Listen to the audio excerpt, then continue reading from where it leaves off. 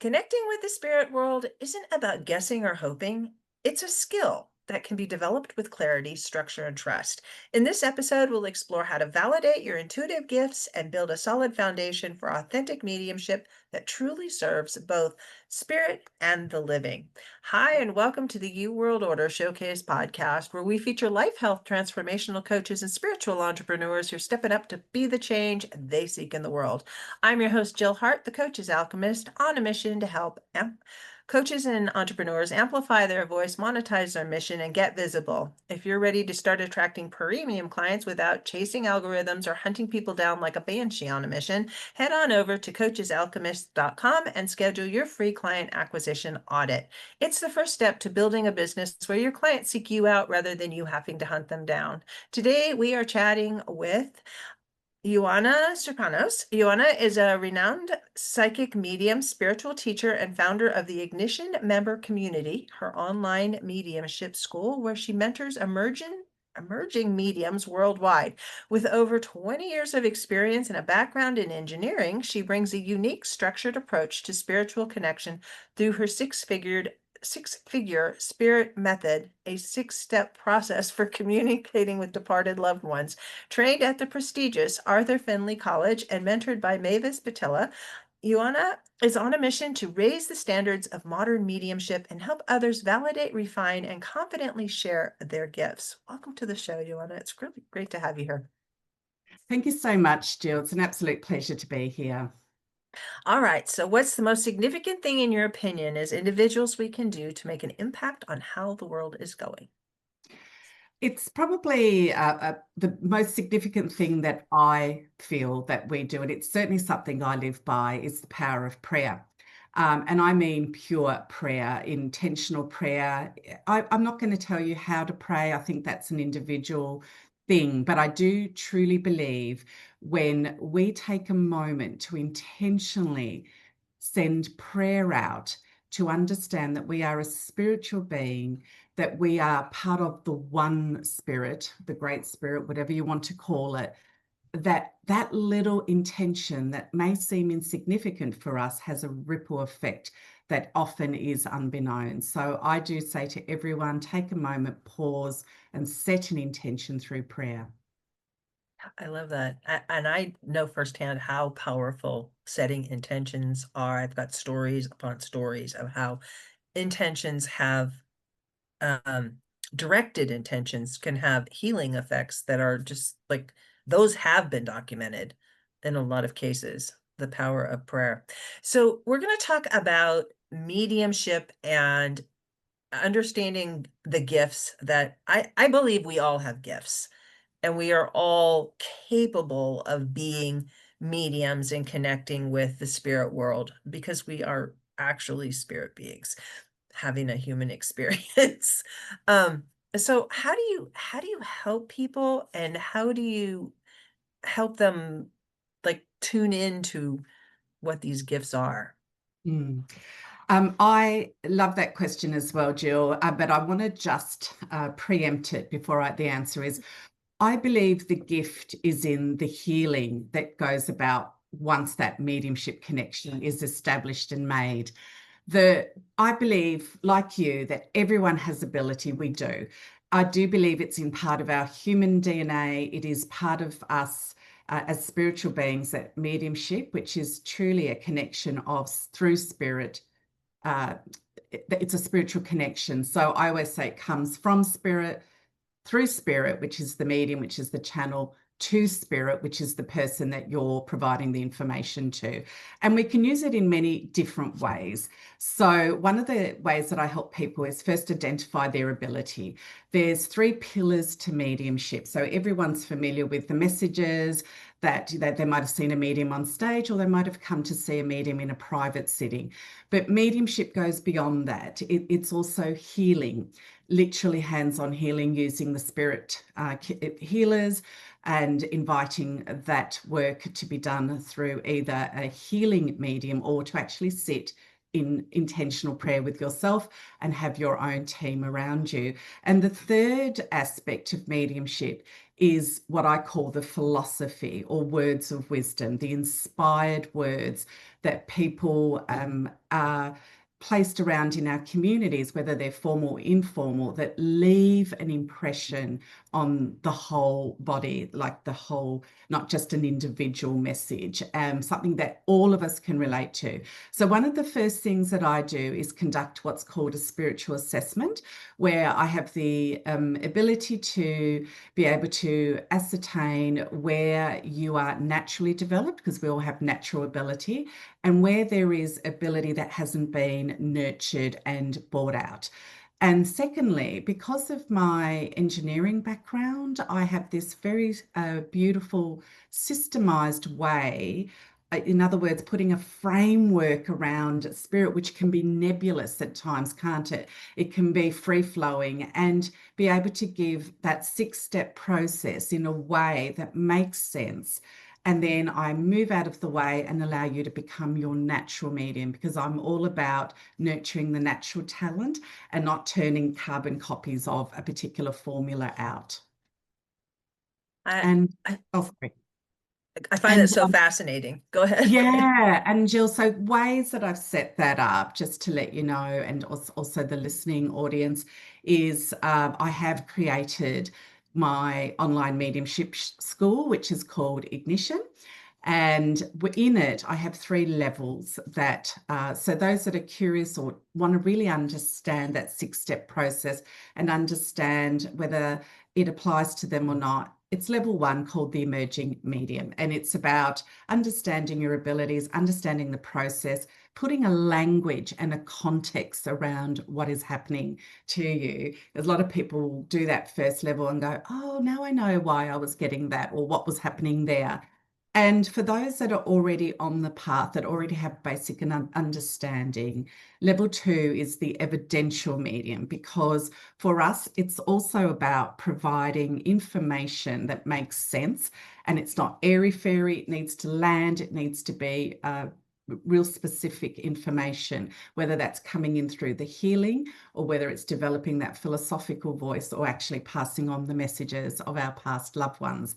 And then the third missing component, which a lot of spiritual teachers around the world don't teach, is now that I've developed this ability and I want to bring it out to the world, how do I do that? I have a very strong business background. I was in corporate in my engineering.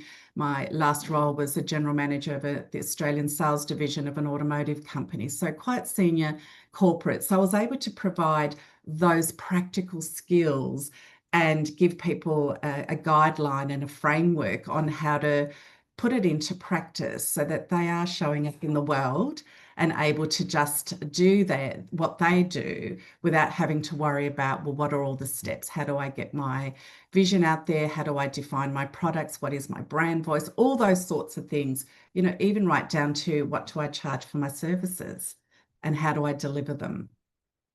I love that. It sounds, I have to say it this way. It sounds kind of odd that we would have to have like training for mediums, but we really do need training for mediums, because otherwise you end up with, people make fun of people who are mediums. I mean, mediumship is a thing, and It we truly is.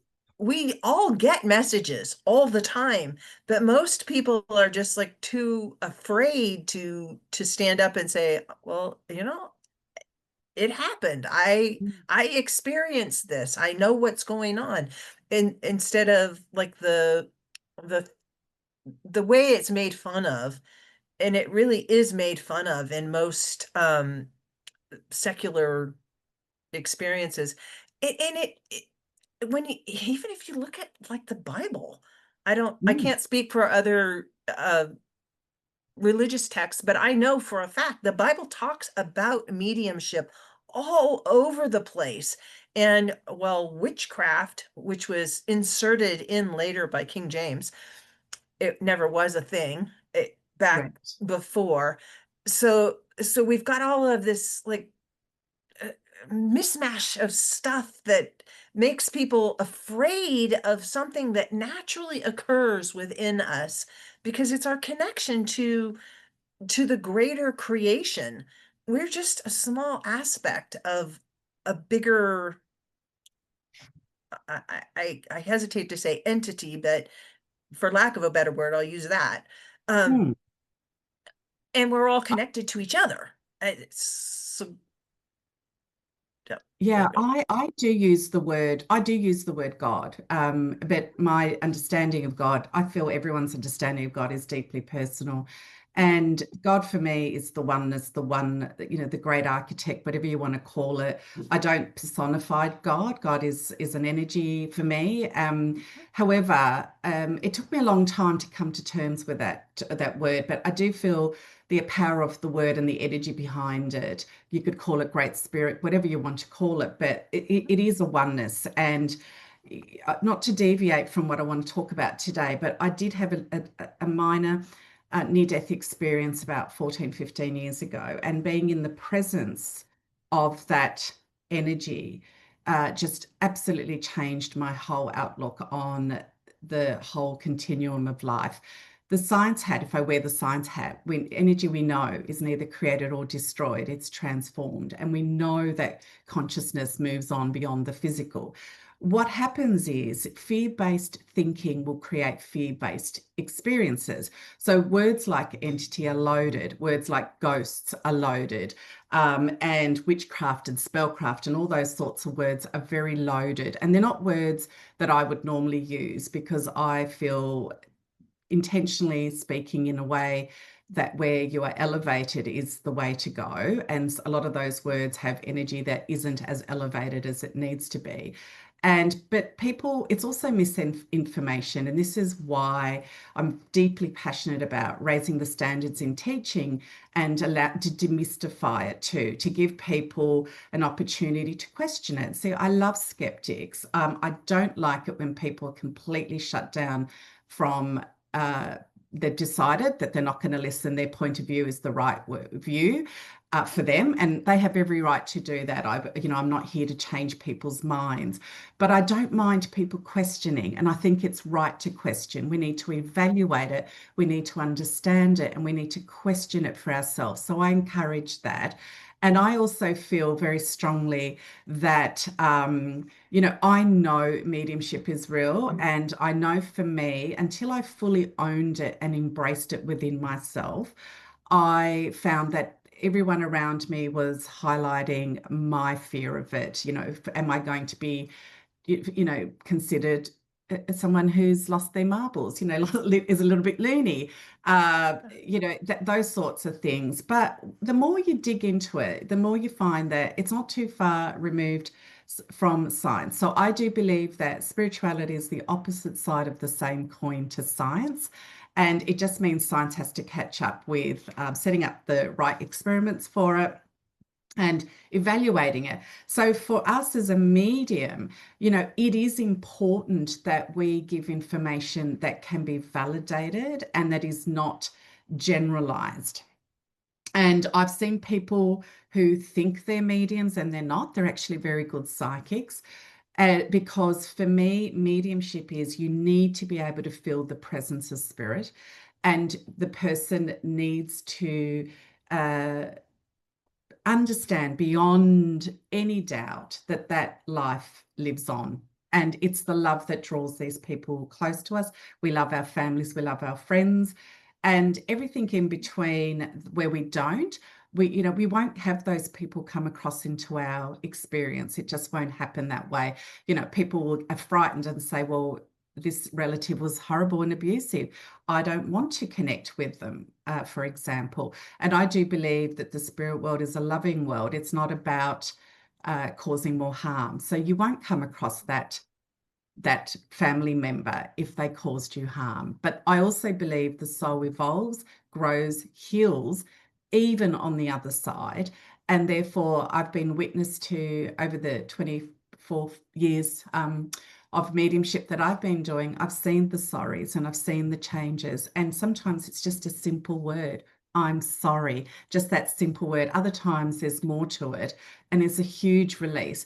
And so it's really changed my perspective on human nature. It's also changed my perspective on how I show up and how I run my day to day. So, one of the things that I say in my intentional prayer in the morning is, take me to the greatest need and how may I best serve today. And I say that not just for the students and the clients that I'm working with, but for everyone that I come across in my day to day. And it becomes something that I witness the miracle of healing in so many different ways, where I let go, I don't overthink it, and I just allow myself to be of service to spirit in the way that is needed in that moment. So beautiful. Can I ask you a couple questions in there? One is, you mentioned psychics and mediums were different. You want to step into that a little more? Because I think a Yeah. lot of people do conflate the two.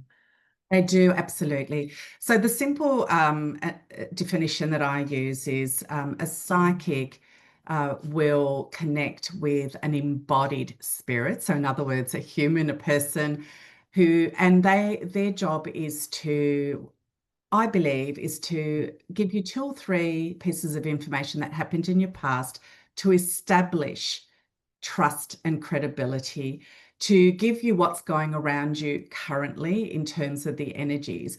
And then, and this is the critical bit, give you the outcome that is the highest probable path based on what that person has already subconsciously decided. That is where psychic really happens. And people get confused because they put all the power with the psychic. And, it's almost like they think the psychic is going to tell them what life is and therefore it's going to be that. And it's not. A really good psychic reads the auric field, the electromagnetic field of the person, and clarifies for them what is that highest path. And often in my psychic readings, when people are making huge decisions, an example might be, do I leave my spouse or don't I? I don't believe it's the psychic's job to say, yes, you need to leave that spouse, or no, you don't. So in my reading, I always say, let's look and see what your path would be like if you left, and let's look and see what your path would be like if you stayed. Right. And because I'm a healing medium as well, I would then add an extra layer to that reading and say, what is it that you both need to do now that's going to assist in this situation? And I believe the highest outcome is always going to land, whether that means leaving. So some people will be, yes, the highest outcome is to leave, and others it isn't. Whereas mediumship, the job of a medium is to give voice to a spirit person, and they are a person, not a ghost, that does not have a physical body. And that for me means that it is not predictive. We don't predict the future. I have people that do get confused and they say, oh, what does Dad say? Should I sell my house? And I pause, I always smile and I pause and I say, if your dad was a super guru real estate agent, and he had all that knowledge, I said, I'd be very happy to ask your dad what he thinks. But just know, it's his opinion.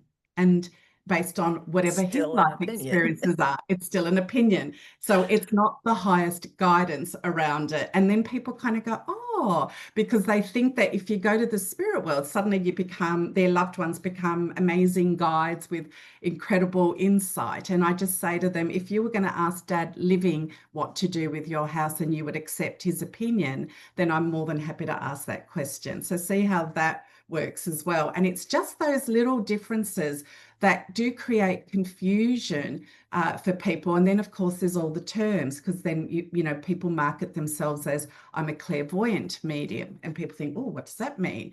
And really, that's just one of their abilities, clairvoyance, clear seeing. But at the end of the day, they are a medium, and a medium is literally a channel for spirit. Yeah, I love the clarity that you're giving on these different terms that we tend to just like throw in the one pot, and then we're surprised when we don't The crystal ball doesn't tell us what our future is going to be without us having to do anything. It's just suddenly going to be like this magic thing. And this realm doesn't work that way. It And I'm does not. pretty sure the other realm doesn't work that way either. And it doesn't. And, we're co-creators, aren't we? And that's why I don't call them guides. I call them my spirit team because I'm a team member as well. And in this incarnation they happen to be on the other side assisting. In another time, I might be on the other side assisting on someone else's team. So we don't give our power away, but we do consult. I love that. And from my understanding, we come here with a plan. We often forget that plan, or we have decided that the plan is going to go in such a way and we're going to be traumatized. Okay. That just is like, that's the setup for how we're going to get to where we want to go. And we are co-creators in that setup. So the the complaining about going through trauma and being stuck in trauma, not to minimize people's trauma, because I recognize that, sometimes you decide this horrible, horrible experience that you had in your life was going to happen to you before you came here. And the person that put that on you also agreed to do that in a space where you are total love. Out of love, they agreed to be this adversary for you because you can't have an experience without friction in there. It just there's no existence in the lack of in the nothingness. It happens when dynamics are thrown into the mix. And so yeah, when Yeah. you're talking to the people on the other side, there and people that have been in this existence with you but have moved on to the other side, it's like, yeah, they can say they're sorry, but really they did what It's they still said they were going happening. to do. Yeah. But it's okay to hear the sorry. The human part of Yeah. us needs it. I always say to people, and it's challenging, and it's not spiritual bypassing, because I think we have to own that trauma is trauma. It does affect us. We live in a Yeah. dual world, no matter, we can add terms like 3D and 5D and everything else. But at the end of the day, once we are in a biology, and we are on this dimension, we are in a duality. There's no two ways about it. We're probably in a multiple ality, not just a duality, but at the Mhm. very least in terms of our awareness. And I often say, and it takes a lot of insight and a lot of courage to say, why is this happening for me? And if you allow the human part of us just to step back and the soul mind to rise up, you will get your answer with that. And, we've all gone through trauma. I've gone through trauma. Everyone does. And I got that lesson very early in my spiritual development. And when my marriage broke down, for example, I got just in meditation, it came out of the blue. I heard he really, really loves you as a soul for this to have played out the way that it did. All right. And that was confronting for me at the time but I anchored that truth because I know when we get truth, everyone has a reaction some way. It could be like goosebumps, it could be a cold energy going down your spine, or a knowing, an expansion of your energy. And it made me realize for them to play that role, which gives you maximum soul growth, there's got to be a love there, and that's hard for people to take because when we look at it on this level, which is, I was wronged, I was hurt, we've seen people suffer horrendous murders and all sorts of things. We kind of go, what gives, right? But if we pull back into the soul, and where the soul has I call it the blueprint of what your life was going to do, we're ticking the boxes, whether we like it or not. And we know growth always comes with an element of pain. We look at the birthing process where as women, we go through pain to bring new life into the world. And then there's joy, isn't there? There's this happiness, we've got this new baby, but we don't stop and think what's happening to the other side. They're losing that soul. So there's upset. And of course, they're happy for the soul to go in and have that experience in the human body, but they are now not with that soul in the way that they knew it, right? And then the opposite happens. We're grieving when we lose our loved ones, no matter what age they are, but there's a rebirth and a reunion back on the other side. And so that duality is always going to exist. And I do believe it contributes to continuous expansion of the one soul. And when you are able to navigate that and find out what your purpose is, and not everyone's lucky to find that out, but when you can, it puts it into context. And there's times, as I'm sure you and other listeners would know, there's times when we think, wow, this really sucks. And why is that happening? And we're allowed to have that too. We're allowed to feel sorry for ourselves. We're allowed to grieve. We're allowed to, think about life being unfair and unjust at times. But I do believe once we get through it, we sort of go, wow, look how far I've come. And that bit, sadly, is lacking because very few of us stop and just reflect and say, wow, look where I've come. Look where I've come. And that's why I'm a big believer in journaling, whether that's voice to text, whether you're recording your voice or whether you're just inspired writing through your soul. I always, when I teach that aspect of it, I say don't make it religious. In other words, don't set a timer every day, such and such a time, and I'm going to write for 20 minutes. I just feel you should write when your soul feels inspired, but just to give yourself the access to that. So have a journal floating around in your bedroom, one in your office, in your kitchen, have many and multiple. And if you feel inspired, capture it. Because when you do go back to read them, gosh, you can see the difference in where you've been and how far you've come. And it makes your life so much richer to get confirmation that things are changing. They're not the same. And the stories that you've told yourself in the past have changed. And yeah, I think it's a great idea, journaling. Yeah, truly is. It truly is. And I feel it gives the soul a chance because we are on a continuum as a soul. So it gives us a chance just to understand and look for the patterns, the themes that are rich in our life. And you are right, we do tell stories. We're all guilty of it, we have to listen to what we're telling ourselves. I know from a science perspective, every word we speak, the resonance of that carries on for eternity.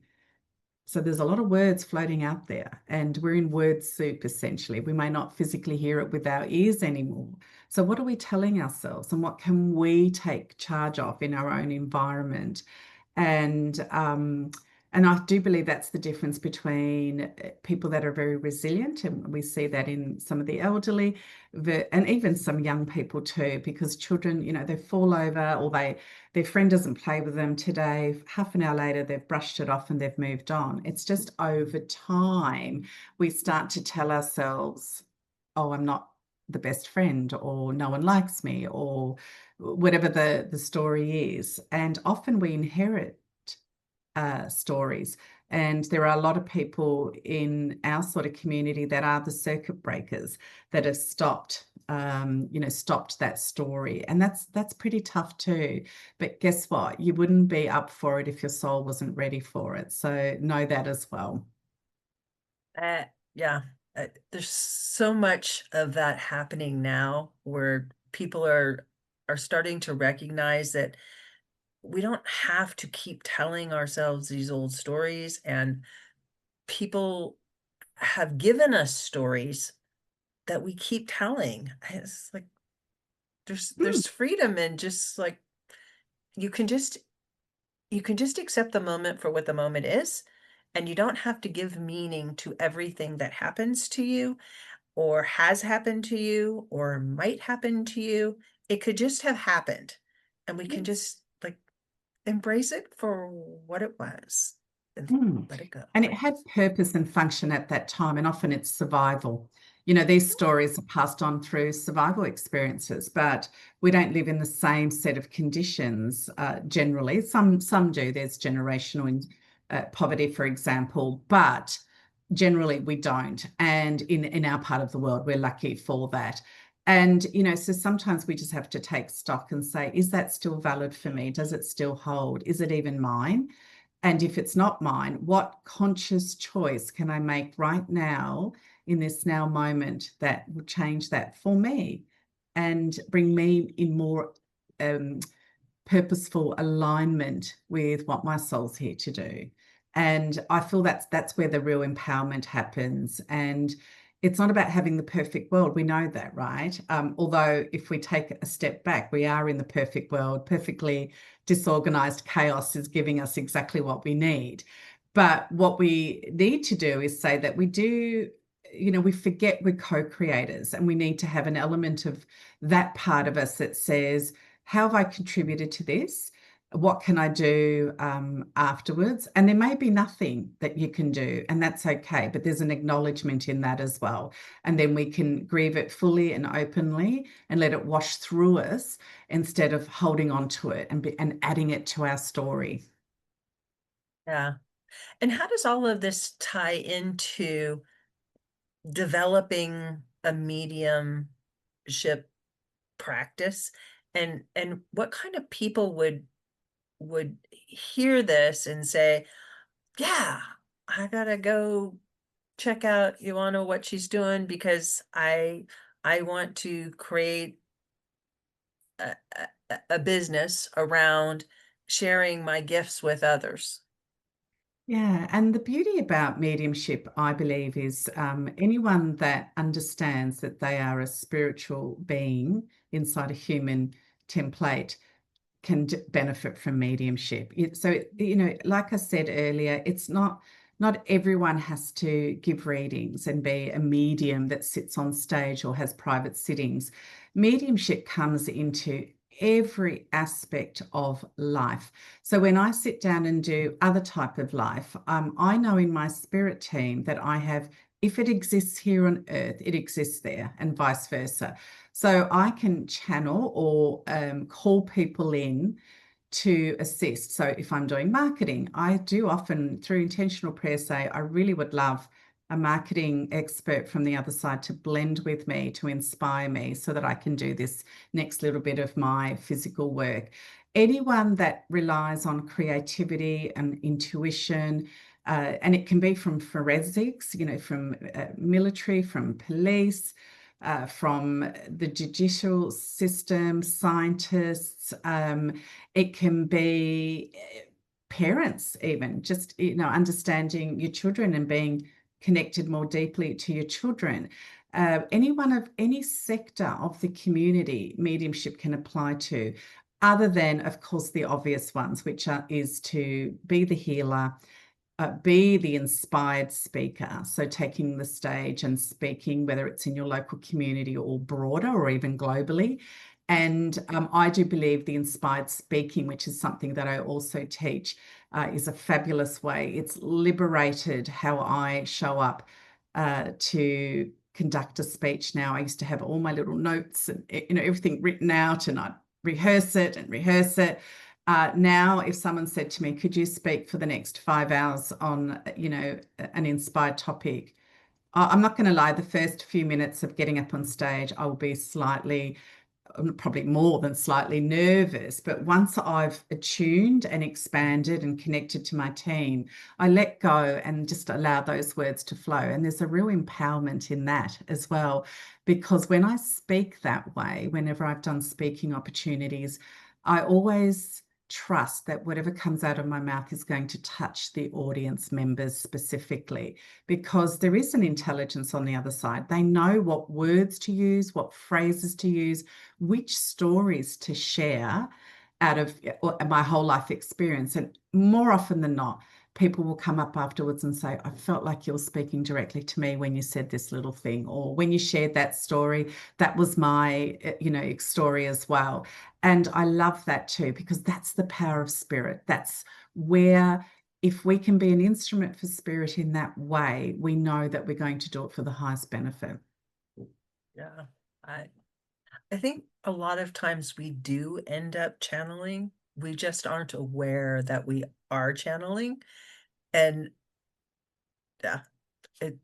when you slow down and you realize that I don't know where that came from. Came out of my mouth. Or you've used words and phrases and think, I don't even know what that means, and it's come out of your mouth. And then you Yeah. know truly that you're channeling. I've often used words and phrases that I've gone, I need to look that up later to see what that actual phrase means. And it's when you know, and it's always so appropriate. And if you can get out of your fear-based thinking, because it's the leap of faith, that's why we call it the leap of Mhm. faith. It's the trust. And I trust my team 100%. And a good teacher of mediumship will hold space until their students can trust. So I have little techniques as well, where one of them is where people always say, oh, I always think, what if it's me and it's just my head and I'm making it up? And I always say, assume you don't and let spirit prove yourself wrong. So the way that you approach it changes and it liberates them immediately. The worst thing for a demonstrating medium, and I demonstrate as well, is when you've got a live audience, you give a piece of information and your recipient says, no, they can't understand it or they don't take it. Right. It's the worst thing for developing mediums. It freezes them, it stops their flow, their power, their energy. And I always say, well, no for me stands for new opportunity to get clarity around the evidence given.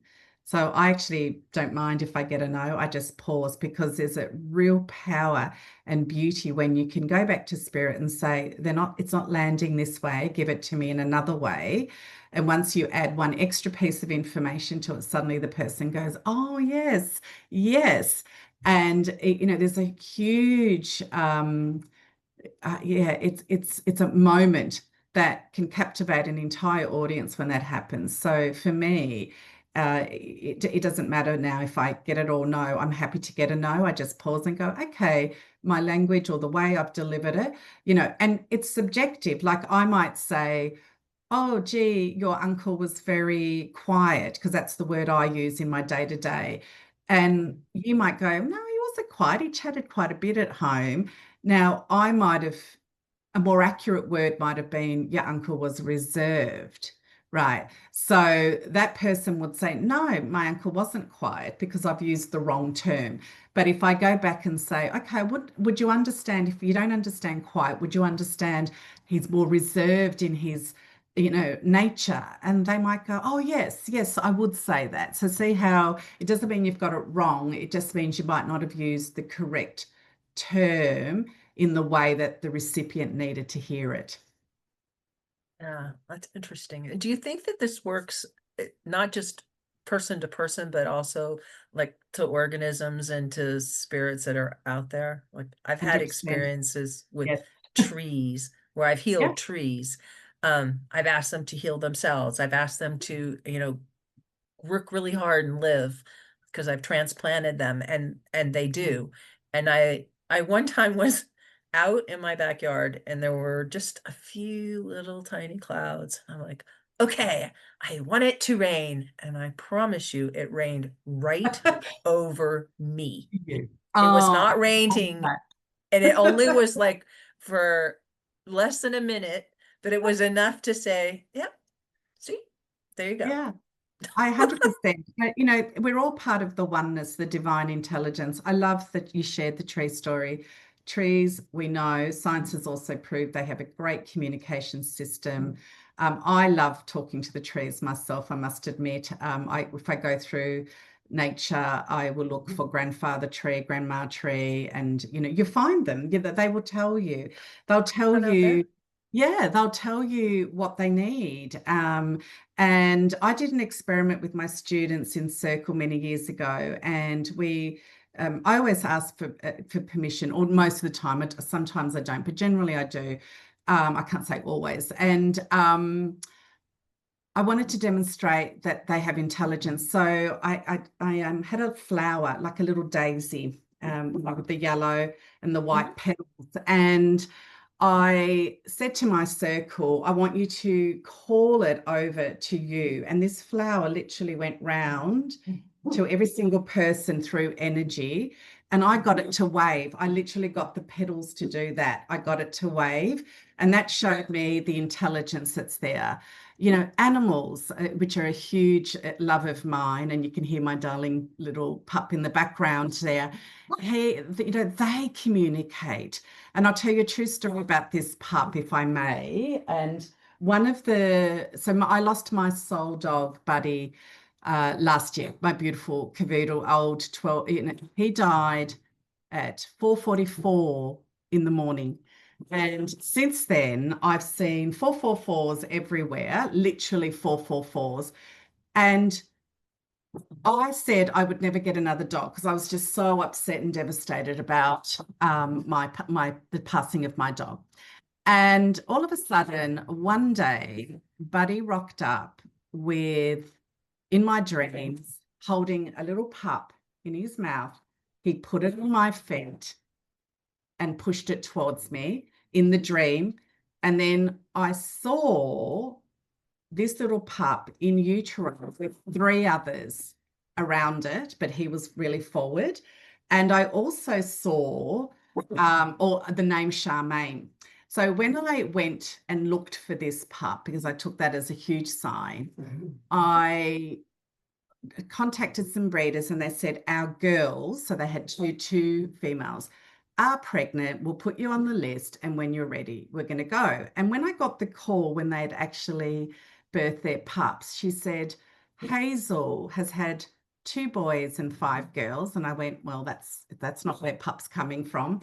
And then I heard her say, and Charmaine has had 1 boy and 3 girls. And I thought, there's my sign. Now, how does an animal from the other side give you all that information, right? The skeptics would say, wow. And this little being has just been, he's only young, he's just 5 months now, but he's just been such a great little healer to, it's, you know, my heart, but also to everyone around me. And it's been a journey, and I look forward to seeing how he unfolds over the years. But there's that communication.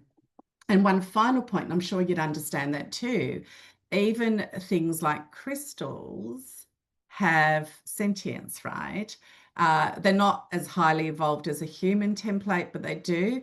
And this is why all these frequencies and information that they hold has it. And then, of course, we can go beyond, and I'm sure, you know, there's other life forms out there. So, yes, the short answer is we can communicate with anything that has sentience 100%, and we can send healing out to each and every one of those areas where sentience exists. I love that. I love that you respect how much power we have as individuals and how it really can impact the whole rest of the world by using it, and that you're training people to use it. Thank you so much, Ioanna, for joining me today. Thank you, Jill. I hope that what we've shared together here today resonates for many, many people to come. As Mavis used to say, it's little droplets of God. And, you know, those droplets, we don't know, those seeds of light could take charge and effect in someone. It might be just what they're needing to hear that's going to ignite them fully into their purpose. And that's the beauty. We will never know, and it doesn't matter. But what matters is we've created something special today. So I really appreciate that you've given me this opportunity to connect with you as well. So to learn more about Ioanna and to join her Ignition community and to learn more about what she's doing, please visit ioannaserpanos.com/my-community. And I'll be sure and put that link in the show notes below. Thanks for tuning in today to the You World Order Showcase podcast. If you're ready to amplify your voice, monetize your mission, and start attracting premium clients, your next step is to head over to coachesalchemist.com and schedule your free client acquisition audit. Be sure to join us for our next episode as we share what others are doing to raise the global frequency. And remember, change begins with you. You have all the power to change the world. Start today and get visible.